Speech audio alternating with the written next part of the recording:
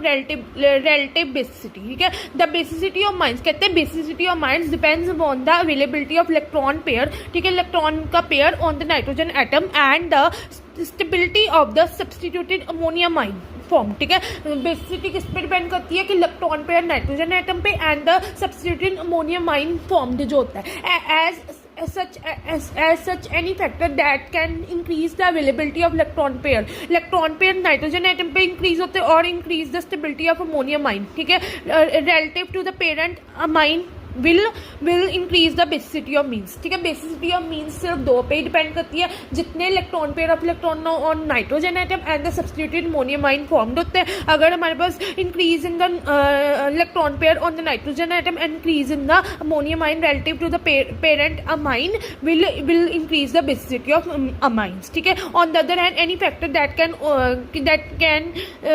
that has the opposite effect will decrease the basicity, ठीक है। So basicity of amines depends upon the जितने electron pair है और nitrogen atom पे और the substituted ammonium ion formed, ठीक है। ये दोनों में इंक्रीज होगा तो बेसिसिटी ऑफ मीन्स हमारा इंक्रीज होगा, ठीक है। So basicity of amines depends upon the electron pair, जितने इलेक्ट्रॉन पेयर होंगे नाइट्रोजन एटम में and substituted ammonium ion formed, ठीक है, इस पर डिपेंड करती है, ठीक है, इस पर डिपेंड करती है।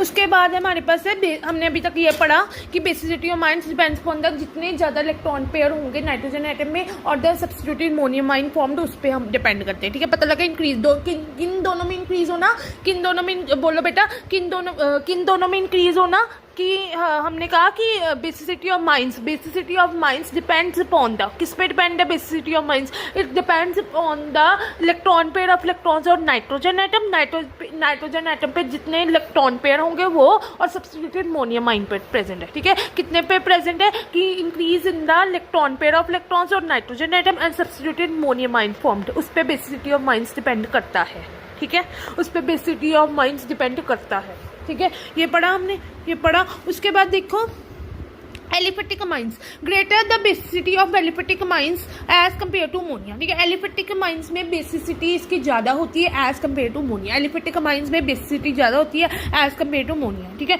अब है inductive fact, the greater basicity of aliphatic amines as, aliphatic amines की बेसिसिटी ज़्यादा होती है अमोनिया से। इंडक्टिव फैक्ट में देखो can be explained by the electron release करते हैं। Inductive fact of the alkyl group, aliphatic amines contain one or more alkyl groups in place of hydrogen atoms of the ammonia, इसमें aliphatic amines में one or more hydrogen atoms होते हैं of the ammonia. Now the alkyl group being the electron releasing increase the electron density on nitrogen atom and in thus makes the electron pair